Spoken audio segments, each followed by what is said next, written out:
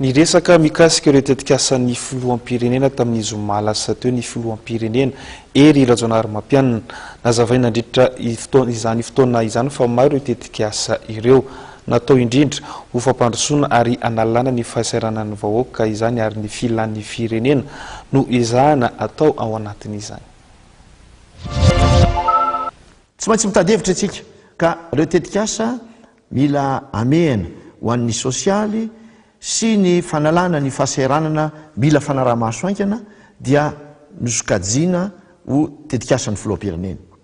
Efa nolazaiko taminareo ary anaovako fanambogoavana ny andrakofana herinaratra ny tanàn-dehibe hatrany ambanivohitra ka anana jiro ny isa-tokantrano ho afaka iodina tsara ny toe-karena tetikasan'ny filoham-pirenena zany ary tsy maintsy ho tanterahantsika. Tiako nefa manafatra fa tsy vita andray andro zany. Olana eran-tany iongovo io amin'izao fotoana izao fa ny tena kosa dia manambara aminareo fa ho voavahantsika zany. Miezaka mifampiraharaha amin'ny mpampiasa vola tsy miankina ny velany aho ary fa manompoka mody ventiny ny ranonatsakainy. Ny akamaroan'ireo tetikasa dia iantohan'ny volantsika madidy io hatrany amin'ny 20 isanjato raha tsy laza afa-tsy ireo lalana namboarina ialana amin'ny fitoanan'ny fiarakodia eto an-drenivohitra tahaka ny lalana eny akady-bahoaka mampitoy ny bypass. Mila ny sehatra tsy miankina eto atoerana isika amin'ny alalan'ilay hoe PPP partenariat public privé anampy amin'ireo tetikasa lehibe kokoa tahaka ny fanamboarana ireo fotodrafitrasa nampiasaina tamin'ny francophonie. Iongovo Niresaka io zao dia sehatra tsy miankina ny velany no anampibetsaka antsika amin'izany.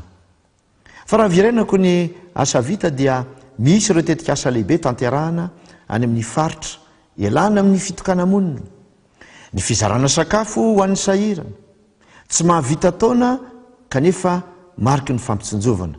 Mbola manentana hatrany aho amin'ny famoronana asa izay tokony ataon'ny sehatra tsy miankina amana ny olana. Hitanareo fa na ny tenako aza dia manome fitaovana anampina ny mpanjono madinika, manampy ny mpiompo tantely, manohana ny fikambanam-behivavy anana ny asa fivelomana. Mety ho kely sy bitika ireny ho ianareo saingy aza adinoina fa raha mahazo milina fanjairana fotsiny angeny fikambanam-behivavy ahafahany miasa avy hatrany efa zava-dehibe aminy zany mihoatra ny fampanantenana pokaty sy ny andraso lava amin'ny kabary politika. Tiako hotsipiana koa fa tsy fananana manokana ny filoham-pirenena ireny tetikasa ireny. Tsy hoe tokanina amin'ny anarako dia ny filoham-pirenena no izaozao amin'izany.